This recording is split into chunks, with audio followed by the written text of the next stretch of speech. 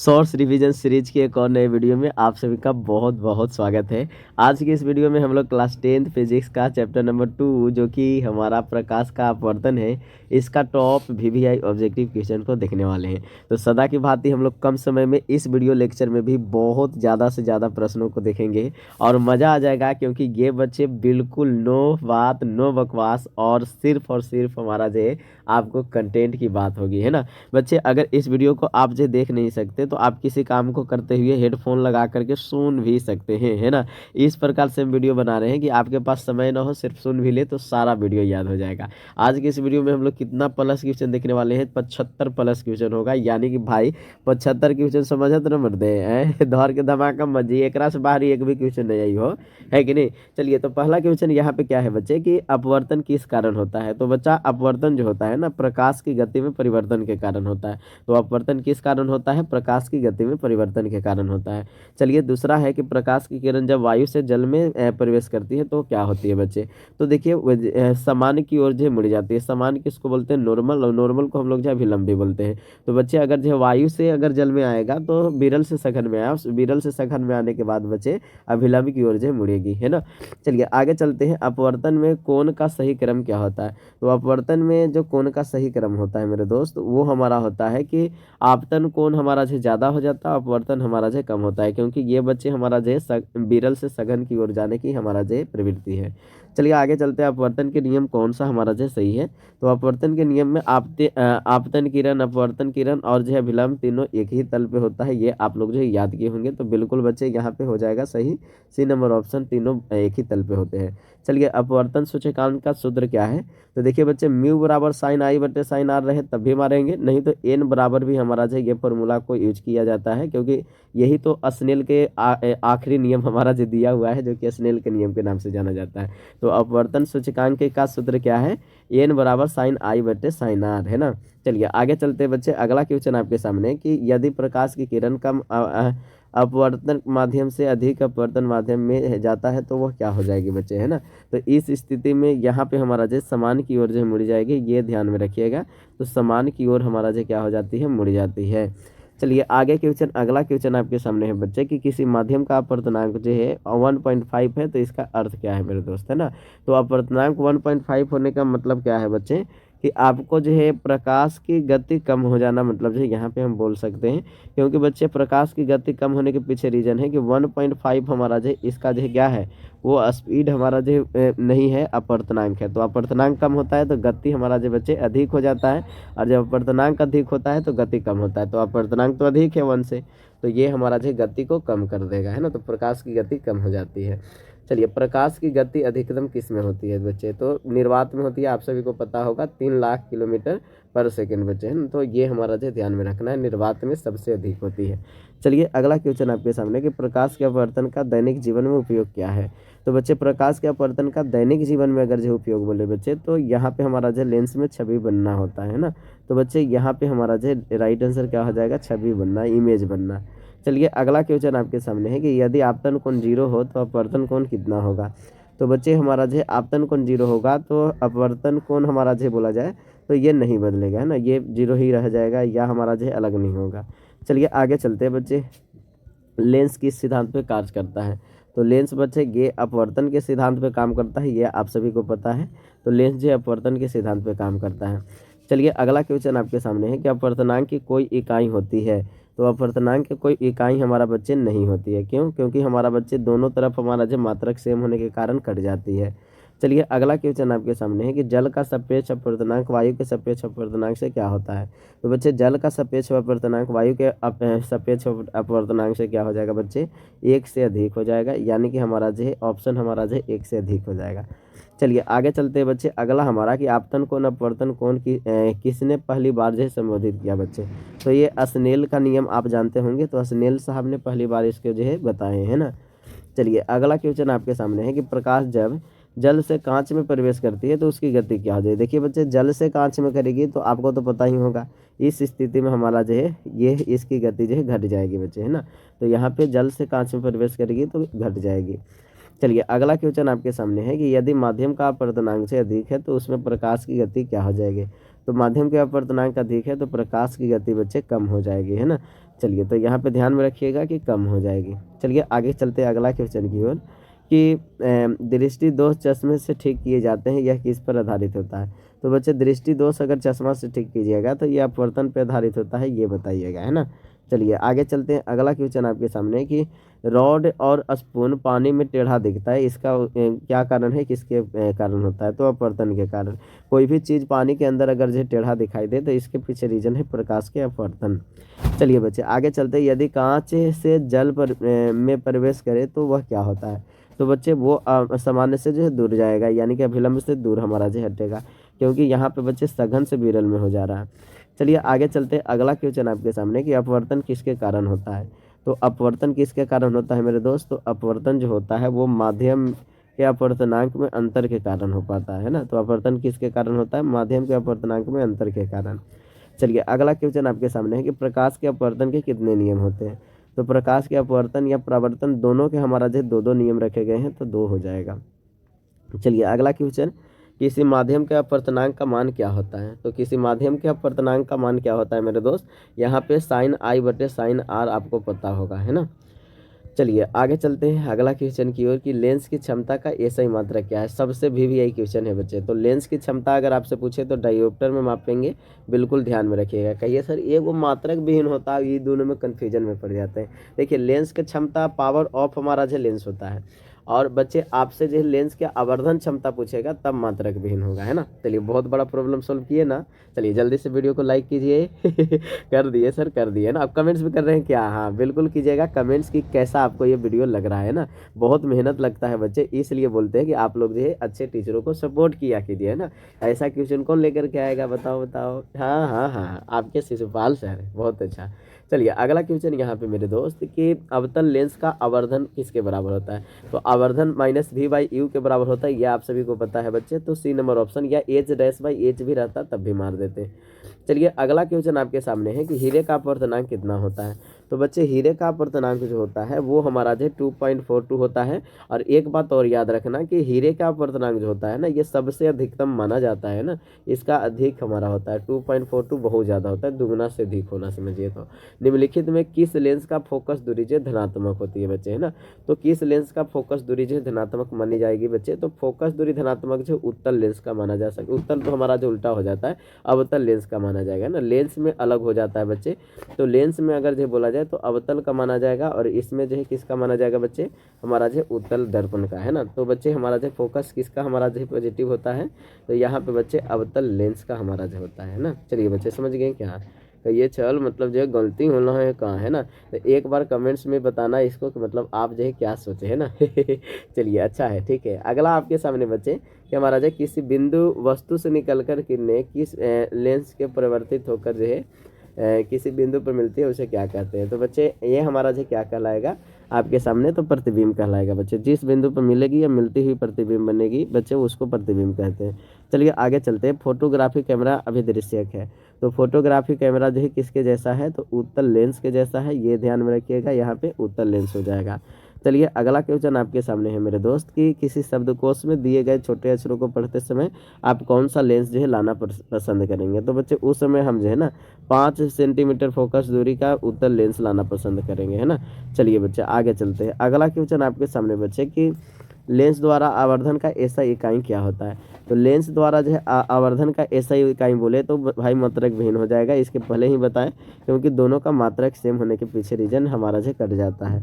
प्रकाश की चाल विभिन्न माध्यमों में क्या होती है बच्चे, भिन्न भिन्न होती है ना। अगर माध्यम चेंज होगा तो अलग अलग हो जाएगी। चलिए अगला बच्चे आपके सामने कि वायु प्रकाश की चाल निर्वात की अपेक्षा हमारा जो क्या होती है। तो बच्चे ये हमारा जो ध्यान में रखिएगा, निर्वात की अपेक्षा कम होती है ना। क्यों बच्चे, क्योंकि हमारा जो है यहाँ पे गड़बड़ हो जाता है धूल कण से, है ना, तो कम हो जाएगी बच्चे। चलिए अगला क्वेश्चन आपके सामने है कि लेंस में मुख्य फोकस की संख्या कितनी है। तो लेंस में मुख्य फोकस हमारा जो कितने होते हैं बच्चे, 2 होते हैं, है ना। तो ध्यान में रखिएगा लेंस में मुख्य फोकस की संख्या कितनी है, 2 होती है। चलिए अगला, निम्न में से कौन सा पदार्थ जो है लेंस के लिए प्रयुक्त नहीं किया जा सकता है, बताइए बच्चे, है ना। तो ये हमारा जो पीतल हो गया या कांच, यहाँ पे दे देगा बच्चे मिश्र धातु, या यहीं पे मिट्टी दे देता है, सबको मारिएगा आप, है ना। चलिए आगे चलते हैं, अगला क्वेश्चन आपके सामने कि निम्नलिखित में कौन संख्या प्रकाश अपवर्तन के लिए सही है बच्चे, है ना। तो प्रकाश के अपवर्तन के 2 नियम होते हैं, ये आपको पता होगा। तो यहाँ पे सही जो है 2 हो जाएगा। चलिए अगला क्वेश्चन आपके सामने, निम्नलिखित में किस लेंस को अभिसारी लेंस कहते हैं। तो अभिसारी लेंस के नाम से बच्चे उत्तल लेंस जाना जाता है। तो उत्तल यहाँ पे जो है राइट आंसर हो जाएगा, है ना। चलिए बच्चे, उत्तल यहाँ पे क्या हो जाएगा, राइट आंसर हो जाएगा। निम्नलिखित में किसका अपवर्तनांक सबसे अधिक होता है। तो सबसे अधिक अपवर्तनांक किसका होता है, हीरा का। ये पहले ही बताए थे, 2.42 होने के कारण बहुत अधिक है। चलिए बच्चे आगे चलते, किस लेंस का क्षमता -2 डायोप्टर है। तो इसकी फोकस दूरी क्या हो जाएगी बच्चे। तो फोकस दूरी हमारा जो इसका कितना हो जाएगा, बताइए जल्दी से, कहिए सर हमको क्या पता है कि नहीं।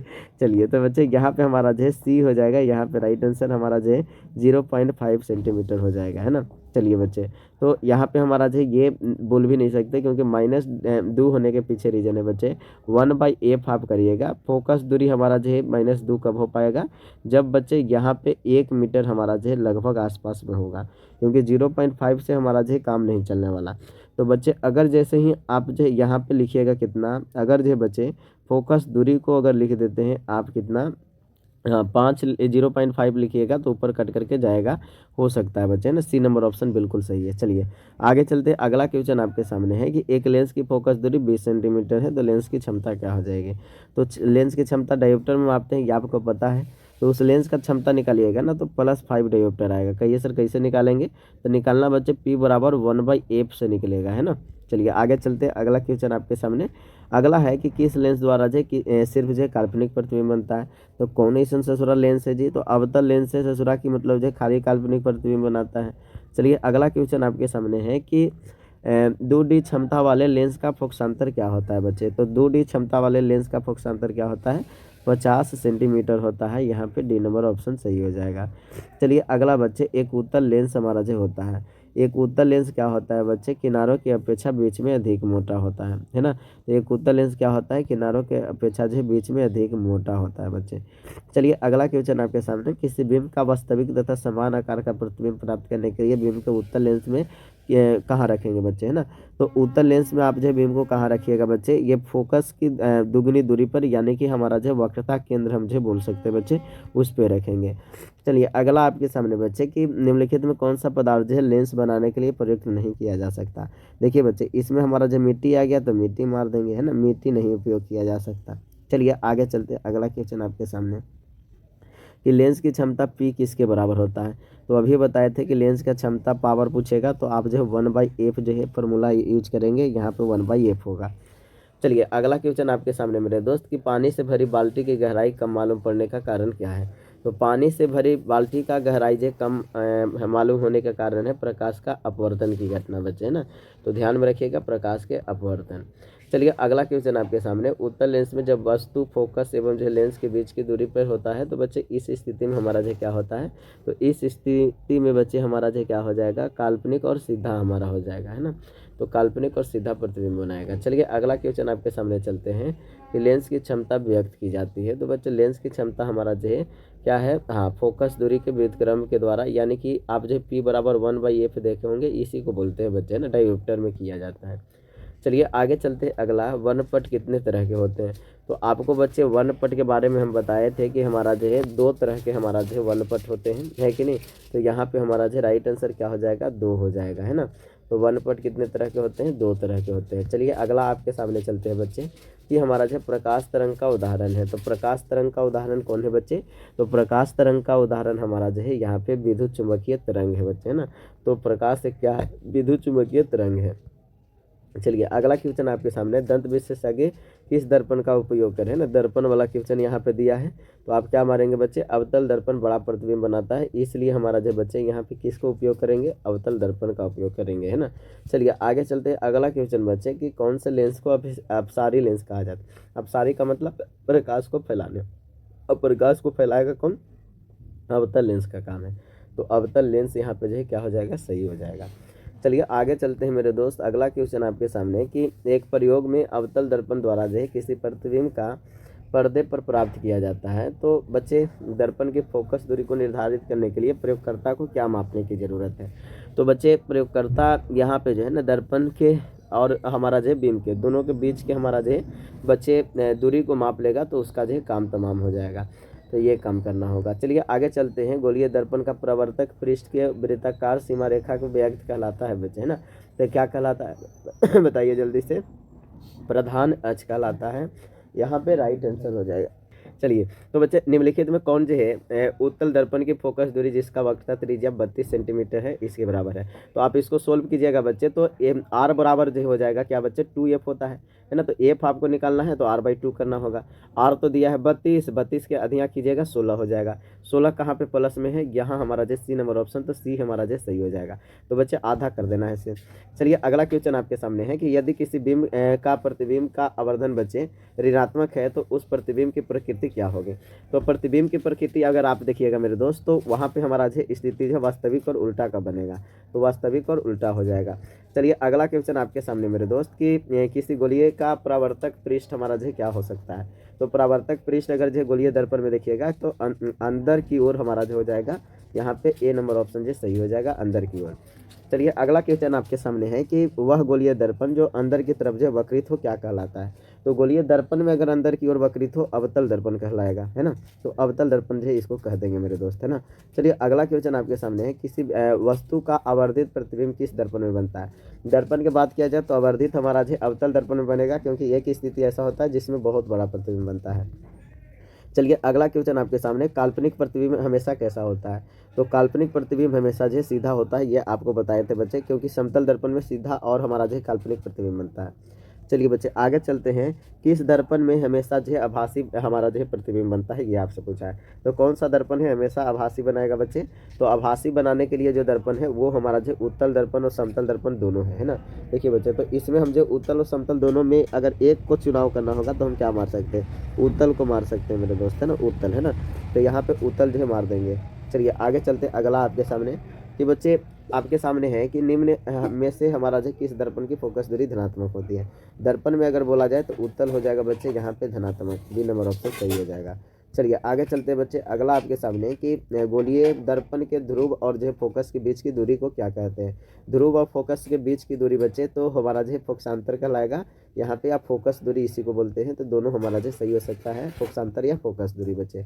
चलिए अगला क्वेश्चन आपके सामने, वक्रता त्रिज्या और फोकस दूरी के बीच में संबंध है F बराबर r/2 बच्चे। ये आप लोग जो सिद्ध भी करते हैं और याद भी करते आए हैं शुरू से।